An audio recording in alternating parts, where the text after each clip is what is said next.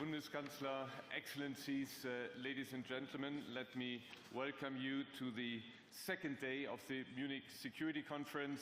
We all had a very interesting first day. I hope you all digested it.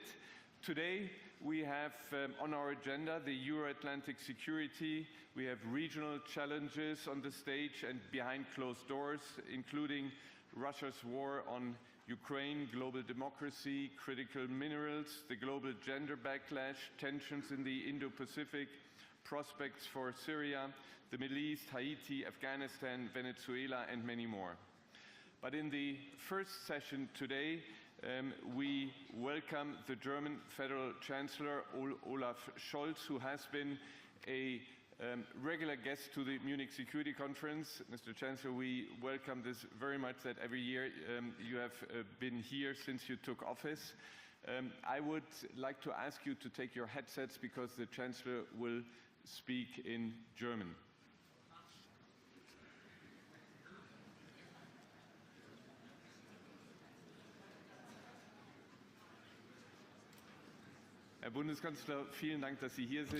Thank you, Federal Chancellor. Thank you for being here. Welcome to the stage.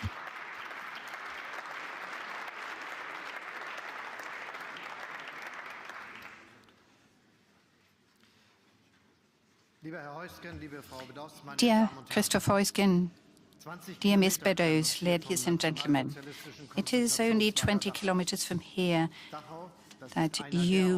to the concentration camp of Dachau. Dachau, one of the places where unspeakable crimes against humanity were committed by Germans, and in the name of the German people. The American Vice President visited Dachau the day before yesterday and said something very important afterwards. The Memorial Society said, and I'm quoting him, why we should be committed to ensuring that it never happens again. I'm very grateful to Vice President Vance for that important statement. This never again is the essential lesson we Germans learned after the Second World War from the horrible experience of the rule of National Socialist terror. And that this was possible, by the way, is something we very much owe to the great support America extended to us then. This never again is the historic task, the mission that Germany has to live up to day after day, and will live up day after day as a liberal democracy. Never again fascism, never again racism, never again a war of aggression. And that is why the overwhelming majority of the people of my country stands up resolutely to those who glorify or justify the criminal National Socialism.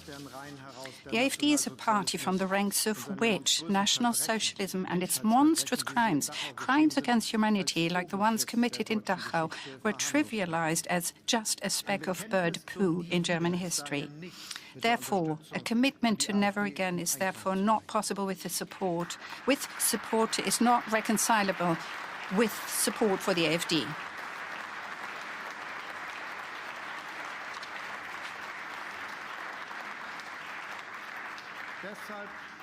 For that reason, we will not accept that people who look at Germany from the outside intervene in our democracy, in our elections, and in the democratic opinion-forming process in the interest of this party. That is just not done, certainly not amongst friends and allies. We resolutely reject this. Where our democracy goes from here is for us to decide.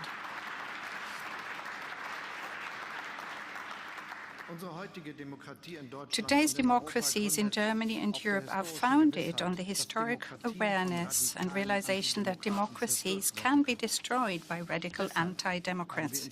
And this is why we've created institutions that ensure that our democracies can defend themselves against their enemies, and rules that do not restrict or limit our freedom but protect it.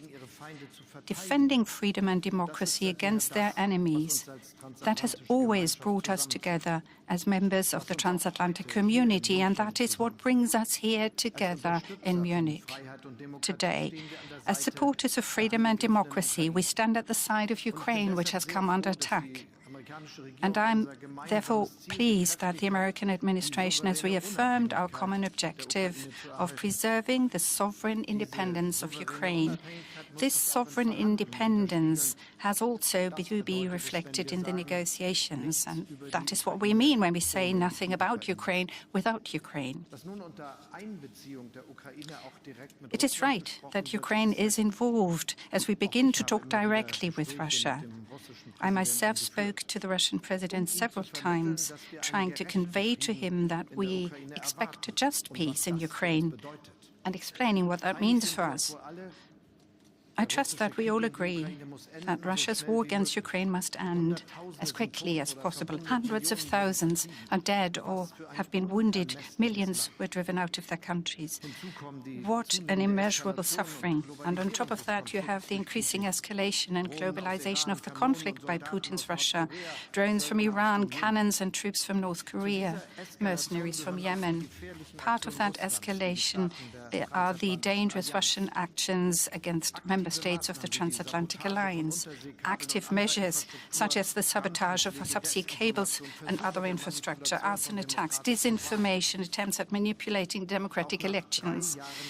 Even after 3 years of war, the fact remains that those who aim to change borders through the use of force put the axe to our peaceful order. Borders must not be changed through the use of force.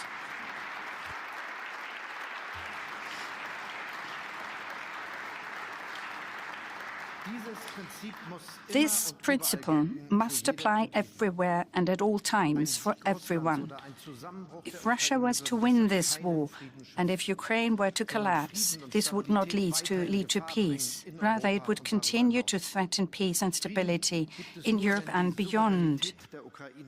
There will only be peace if the sovereignty of Ukraine is assured. A dictated peace will therefore never get our support.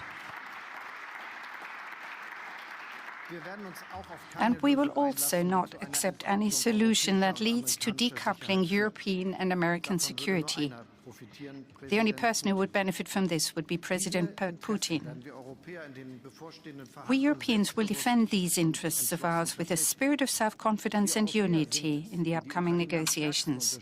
The Europeans are the party, the countries that support Ukraine, provide the strongest support for Ukraine. As long as it takes. And by the way, this as long as it takes does not end when the guns fall silent. At the end of every negotiated solution, the Ukraine must have the armed forces that it needs to ward off another possible Russian attack. This will be an enormous challenge in financial, material and logistical terms, and Ukraine will not be able to achieve this on its own in the foreseeable future. The support of us Europeans and also of our transatlantic and international partners, the partners of Ukraine, will continue to be necessary in the same way in which we've been shouldering major burdens together so far. According to the Institute for Weltwirtschaft, the Institute for the World Economy, America and Germany are the ones who provide by far the biggest support to Ukraine. In absolute figures, America is the first. In relation to its economic strength, however, Germany's support is 4 times higher than the American support. This is what we mean by effective burden sharing amongst allies and partners, and we want to stick to that burden sharing. That is the intention behind the $50 billion G7 loan. And Germany, too, will be able to continue to give this level of support to Ukraine. The debt brake enshrined in Germany's constitution provides for exceptions in emergency situations. I believe a war in the heart of Europe is an emergency situation. What else would it be? And I'm sure that we are going to receive a majority in the German Bundestag after the upcoming elections, even though some of us might want to avoid addressing this question before the election. And it is also beyond doubt that we have to increase significantly our defense expenditure, not only for Europe to become and remain an ally at eye level with the United States, but in order for us Europeans being able to continue delivering peace in the future. Our yardstick ought to be the threat that Russia poses and achieving all NATO capability targets that are required for that purpose. For me, it's always been clear that the 100 billion euro special fund that we set up after the watershed moment for the Federal Armed Forces is but a first step. Reaching that 2% target and keeping defense spending at that target will require an additional 30 billion euro from 2028 onwards. And every additional percent that we spend for our defense and on our defense would equal another 43 billion euros per annum. These are enormous amounts of money we're talking. By the end of the decade, we will be talking three-digit billions range. Anyone who maintains that you could find that money by carrying out a cut here or there from the core budget is lying to the citizens of my country. And therefore, we have to make sure that right after the upcoming federal elections, we reform the debt brake in our basic law, our constitution that is, by exempting security and defense. And I predict here and now that we are going to get a majority for that too after the elections. These national efforts have to be embedded in strengthening Europe's capabilities. And that definitely includes that we have to ensure that we keep key technologies in Europe and make sure that they become established there. We also need a strong European defense industry with a permanent production of the most important groups of ammunition and weapons. This, however, is only possible if we combine orders at the European level and avoid to restrict unnecessarily our defense industry companies. And at the same time, I say that we were not going to give up the transatlantic integration of our defense industries. In the future, too, we plan to buy new American defense equipment. Again, here, too, we have to explain here and now how we're going to find the funds for that in Europe. And my suggestion would therefore be that we include an exemption, or rather a derogation, in the stability pacts of the European Union for any investment in defense equipment that lies above our NATO target of 2%, limited in time and whilst trying to preserve the fiscal soundness of all member states. Germany is ready to do so.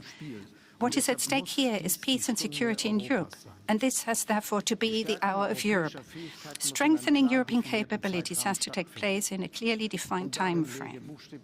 This would lead to the creation of a genuine win-win strategy. On the one hand, it would reduce the burden that the United States have shouldered in Europe, and on the other hand, it would lead to a stronger Europe within NATO. And it would also strengthen NATO as a whole, across the whole spectrum of the transatlantic dimension. Ladies and gentlemen, as I see it, the Munich Security Conference is the ideal place to discuss such ideas.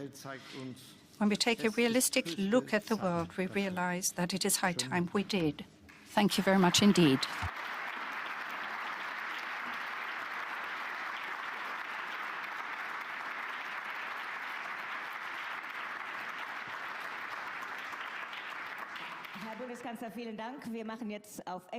Thank you, Federal Chancellor. We'll continue on in English. Thank you for your very robust comments, powerful comments. I want to start with your comments about the Vice President's speech yesterday. You said, you pushed back powerfully, as have other German politicians, and you've said Germany won't accept when outsiders interfere in German elections. But President Trump yesterday called the speech brilliant and said he agreed with it. What are the consequences for US-German relations when the American president and vice president have such a categorically different view of European democracy than you do? I think it's important that we understand that Germany is a very strong democracy, and as a strong democracy, we are absolutely clear that the extreme right should be out of political control and out of political decision-making processes, and that there will be no cooperation with them. And we really reject any idea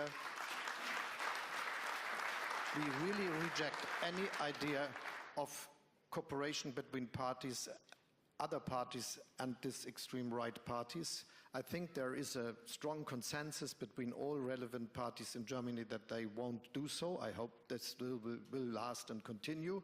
But it is absolutely sure and necessary to say it is not others to give us the advice to cooperate with these parties which we are not working with for good reasons, especially when looking to the history of our country. Do you think there was anything in the Vice President's speech worth reflecting on? Oh. You mean all this very relevant as discussions about Ukraine and security in Europe?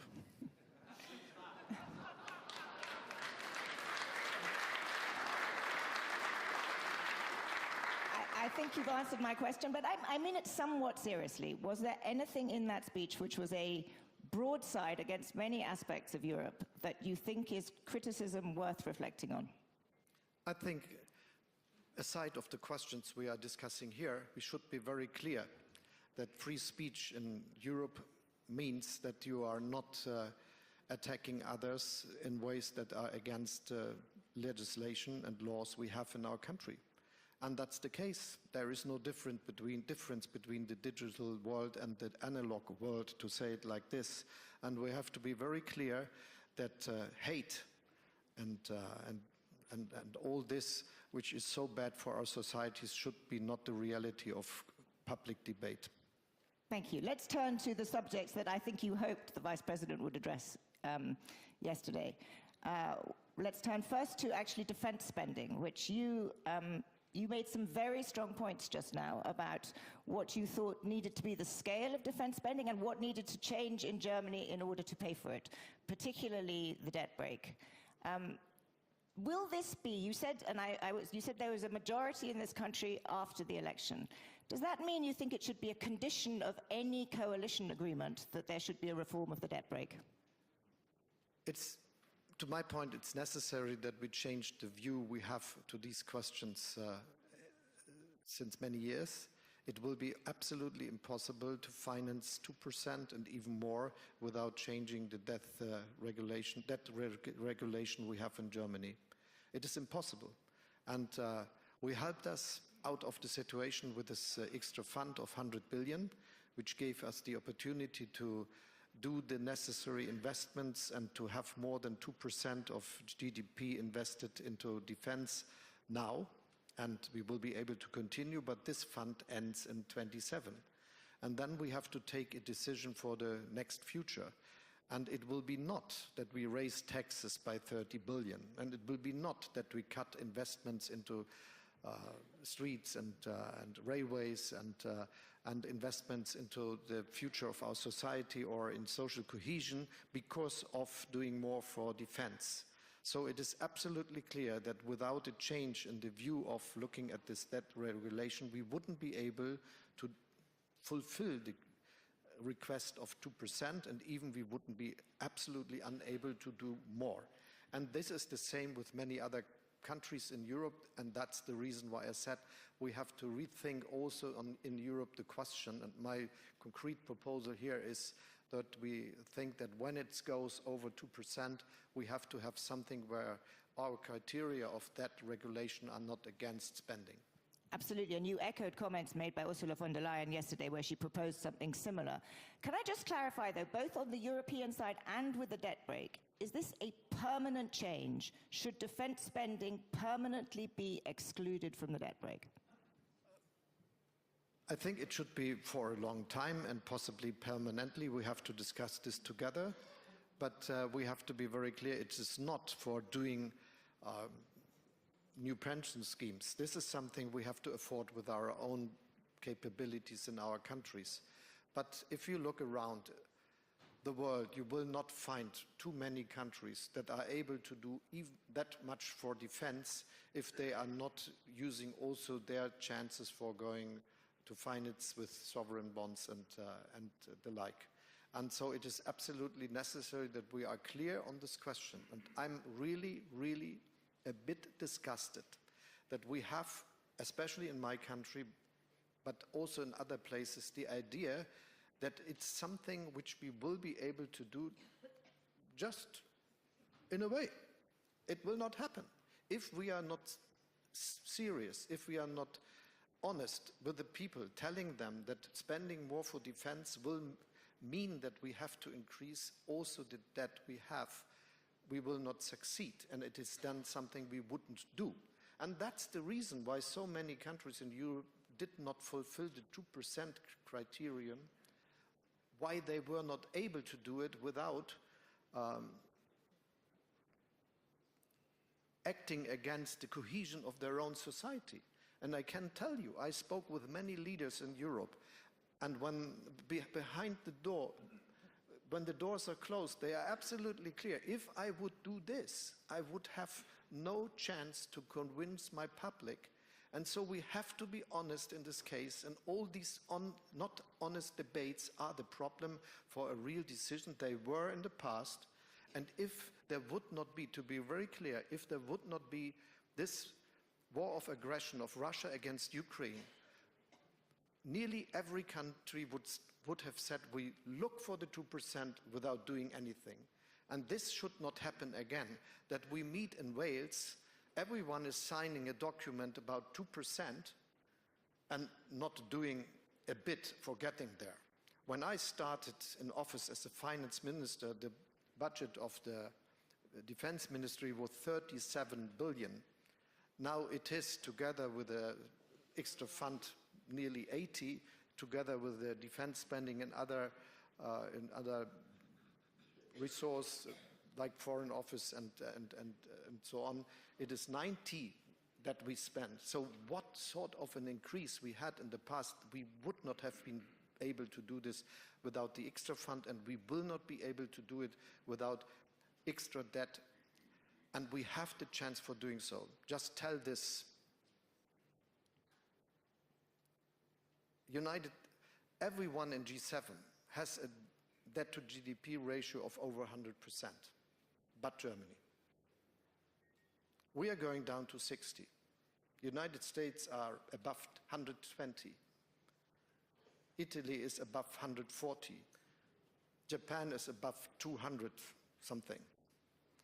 So that's the reality we are facing. We have the strength, we have the power, and we have the economic capabilities to do what is necessary. You've put this very starkly and very clearly, and I think it's a very strong argument you make that politicians have not leveled with their publics.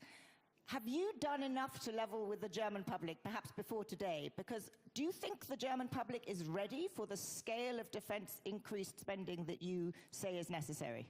Yes, I think so, because there is a broad support for all those saying we should do more. But there is a reason why it did not happen in the past, and this is what I explained. But if we would tell the people this would mean cuttings of 30 billion, 40 billion a year in all the necessary things to be done in the country, they will not agree. So it is the only possibility to do something which is about these regulations we have. Can I just turn in our last questions to something more short-term?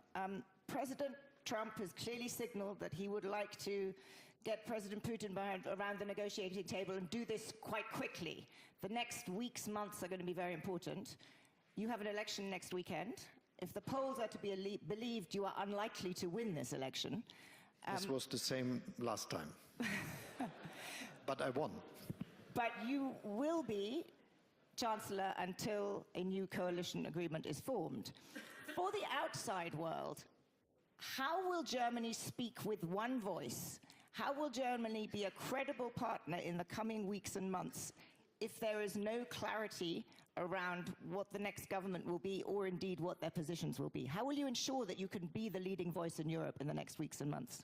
This is a long tradition in Germany, that the cooperation, even between parties that are fighting against each other in elections, is strong enough that we always look at our country and how we represent it in a situation like this. So I have no doubt that we will be able to act with a broad consensus in Germany. So that you will be working together to ensure that you have an... We did all the time, and why should this not be the case again? And so I'm very sure. Yeah, it's just that this is a particularly delicate time with particularly consequential decisions being made. But this is one of the achievings of the German constitutional framework, where we learned our lessons from the Weimar Republic. We have a very strong government that always is able to act, and we have a broad consensus between the democratic parties about the need of transatlantic partnership, of peace and security in Europe, so that I think that we will be able to do all what is necessary with a sort of consensus that also gives the legitimacy for what you can do. It's unclear from the various comments from the Trump administration precisely what their approach is going to be towards Ukraine and towards Vladimir Putin. But one consistent theme seems to be a greater role for Europe, a less role for America in supporting Ukraine. If they take the radical end of that, which is really pulling back from any American support, is Germany, in particular, and Europe willing and able categorically to step up? I do not understand the United States administrations in this direction. So even what we heard from the defense minister, what we heard from many others, and also from the president, is that they will continue to support Ukraine. This was also what I learned from my talks I had with President Trump when we were discussing especially the situation in Ukraine. And everyone should know, and I think the United States administration knows, that it is also an important and necessary message to Putin that he cannot count on a reduction of the support, because otherwise he would not do the necessary compromises. And so I think a strong Ukraine, which gets our support, a strong message to the Russian president that the support of the United States and of Europe will continue. And then the request for a fair peace that is not a dictated peace is what we should look for and what we can achieve. Because in this meeting we should be very clear that Putin did not reach a relevant of his goals. He was looking for making NATO more weak and getting it more away from him. Now he has Finland and Sweden as new members. Nearly everyone is spending 2% of GDP for defense. We are more looking at defending our countries in Europe if there would be a military aggression against NATO. So this is a complete difference to the time before. Second, he was looking for something of a proxy regime in Ukraine. His wording for this is denazification, but he means that he should control who is the president and what they are doing. This will not happen. Ukraine is now a strong democratic nation on the path to the European Union, which we opened and which is merit-based, but is a path where they can get to the end and be member of the European Union.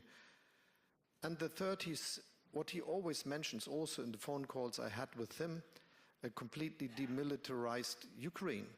But the truth is that Ukraine now has nearly 1 million soldiers under weapons, if you count all together that are relevant for the battlefield, that they are well equipped, or could be better, but they are really equipped by Western munition, arms and all the kind.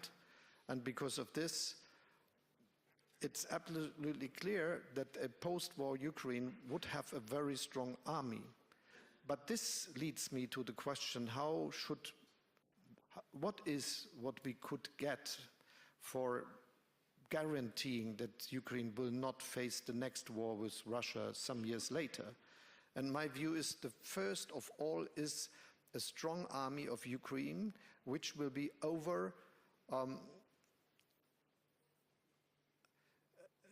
the size of their economy, which they could not afford from the strength of their own economy. So there will be a responsibility in the post-war times for Europe and for the United States and for the international partners and friends of Ukraine to make this happen. And all the sort of security guarantees we give should be designed from this basis. So the key is a strong Ukrainian army which you help fund and support. But beyond that, there will also be a need for security guarantees. What security guarantees should there be? Do they have to be credible, need to include the US? Yes. And this is the basis of NATO, that we do always the same things. And I will be very clear that all this must continue to be the basis for what we are deciding. that there is not a split security between the United States and the European partners, and that we are always involved. So we felt involved when there was this aggression against the United States and went to war in Afghanistan as partners. That's one of the cases where we worked together. And this must be always the basis for what we do, that it is clear that if there is an aggression against soldiers of European states in Europe, it is also the question of the United States. So we should always do the same. This is the basis of NATO and our strengths, and for making Russia clear that they cannot split us. That's very clear. Chancellor Olaf Scholz, thank you very much indeed. Thank you.